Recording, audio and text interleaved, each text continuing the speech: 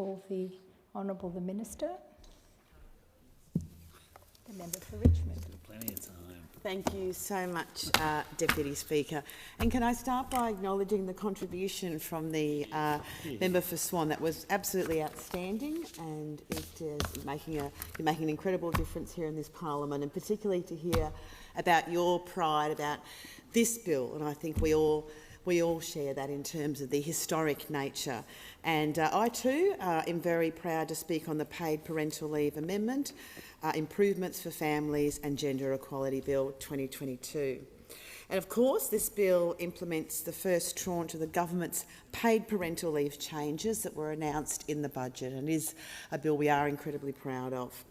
And that's because paid parental leave is an issue that has such importance to the Albanese Labor Government in response to the many community concerns over a long period of time and the many advocates in terms of having policies like this in place. And it really was the part of the centrepiece of our first budget, because we understand how important this bill is. And I am very, very proud to be part of a government that recognises the value of a policy that's not only good for women, but it's good for men, it's good for families, and it's really good for the economy. And I'm very proud to be a part of a Labor government that has always recognised this and seen the value of paid parental leave and providing that assistance. Of course, from the very first introduction of a similar such policy, the maternity allowance introduced in 1912 by the Fisher Labor Government, and its later reintroduction in 1943 by the Curtin Labor Government, and again in 1996 by the Keating Labor Government. And of course, to the Paid Parental Leave Act in 2010, introduced by the Gillard Labor Government. For those of us here, it was indeed a very proud moment, again, because an issue that the community had raised on so many occasions, to have that introduced. And then here we are now today in 2023 with the introduction of the Paid Parental Leave Amendment Bill by the Albanese Labor Government. And this really does signify the most significant step to improve the scheme since its establishment in 2011. So our policies may have evolved over time, but history paints a very, very clear picture. It is Labor governments who have always been on the side of Australian families and providing policies like this, which increase participation and also are beneficial to our economy. And indeed, with this bill today, we very proudly continue that tradition. Now, the bill reflects the government's commitment to improving the lives of working families, supporting better outcomes for children, and very importantly, advancing women's economic equality. Around 181,000 families will benefit from the changes in this bill, including around 4,300 parents who will gain access that would have been ineligible under the current scheme, so it certainly opens it up so much more. And with this critical reform, the government is implementing paid parental leave conditions that reflects the needs of modern families, as we have heard from many speakers here today. We are reflecting those needs of contemporary families and their wishes in terms of accessing that leave. Now, from July 2023, the bill delivers 6 very important key changes. Firstly, combining the 2 existing payments into a single 20-week scheme.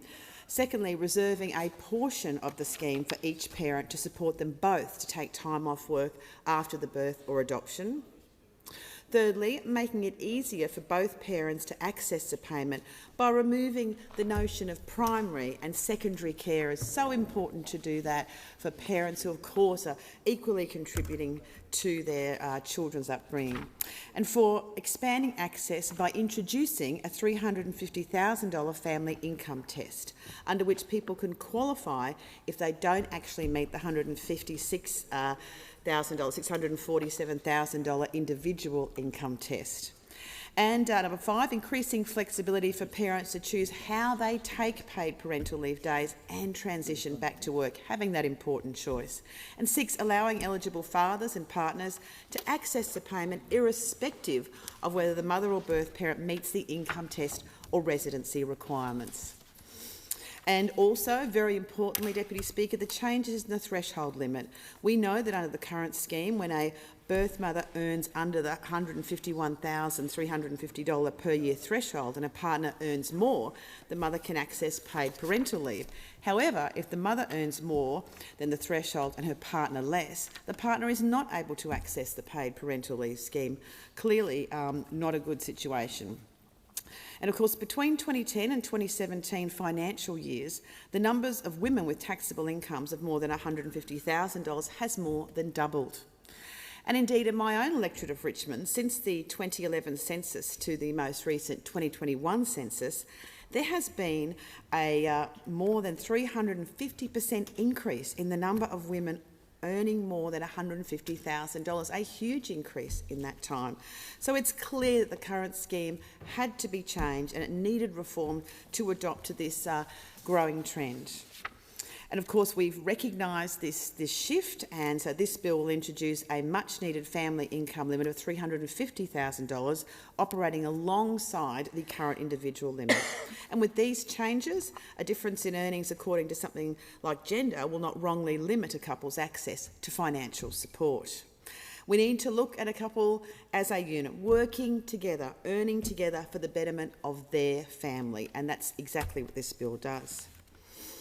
And of course, we need to have added flexibility. We know over the last few years, particularly through the pandemic and all of its challenges, we've heard so many Australians talk about the need for flexibility in their everyday lives. And we recognise this, and with this bill, we are ensuring that paid parental leave is flexible to reflect those modern needs. The new scheme allows claimants to take the payment in multiple blocks, as small as a day at a time, within 2 years of the birth or adoption, and they remove the requirement to not return to work in order to be eligible. Very importantly too, Deputy Speaker, it removes the primary and secondary carers, the notion of that. And that's really important to do that because it allows all eligible parents to claim the payment. And this indeed reflects the needs and the reality of our modern society and the shift in community attitudes. And it really is indicative of this government and how much we understand the needs of Australian families today, and we reflect that in this House, which we should be doing as a representation of the people. And with the move to a single 20-week scheme, this bill allows fathers and partners to access the government payment at the same time as their employer leave. Under the current scheme, this is available to mothers. However, fathers are required to be on unpaid leave in order to receive the payment. Fixing this inequality removes the financial disincentive for fathers and partners to access the scheme to take time off work to care for a child. So whether you are a mother or father caring for your child, gender should absolutely not affect your access to parental leave payments. And Deputy Speaker, this is one of so many measures that this government has very proudly brought in, particularly when it comes to gender equality and increasing women's participation, which of course is much better for our economy as well. And we're doing that through so many measures, particularly in terms of ensuring there's better wages and conditions, through our cheaper childcare initiatives, of course our 10 days paid domestic violence leave.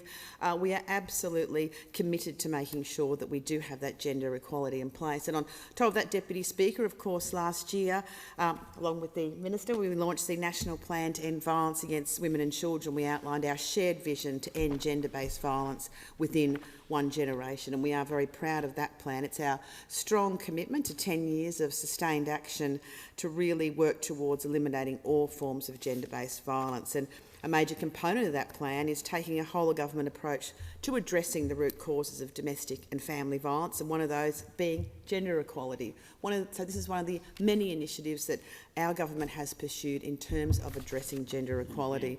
And this bill today does exactly that. It really is so important. So these changes that have come in this bill, the first stage, the government's reforms, really lay the foundation for our strong commitment to expanding paid parental leave. The government will bring forward more legislation, which will progressively increase the scheme by 6 weeks until it reaches 26 weeks in 2026, a full 6 months of leave. This is the largest expansion of paid parental leave since Labor established the scheme in 2011. So, Deputy Speaker, as I've said, the changes in this bill and what this bill means, that it sends a clear message that we treat parenting as an equal partnership that supports gender equality, and we value men as carers, and we want to see that reinforced in workplaces and in our communities and in the community attitudes right across the country. So the government's paid parental leave reform is incredibly good for parents, good for kids, good for employers, and very importantly too, very good for our economy in terms of increasing that workforce participation. And as a mother of two now adult children, I just am absolutely proud of how far we have come as a nation and how so much has changed in that time, particularly because of the actions of Labor governments. And very, very proud to be speaking on a bill that will really assist many families navigate an ever-changing world, and it will indeed help them in terms of their family and financial situations and their capacity to be able to work as well. And really proud to be part of a government that does value gender equality as a priority. I would like to acknowledge that this government has a strong commitment to it. And in terms of this bill, I certainly want to note and acknowledge the wonderful Minister for Social Services in introducing this bill. It is indeed a very proud, historic moment for all of us in the Albanese Labor Government. And Deputy Speaker, I commend the bill to the House.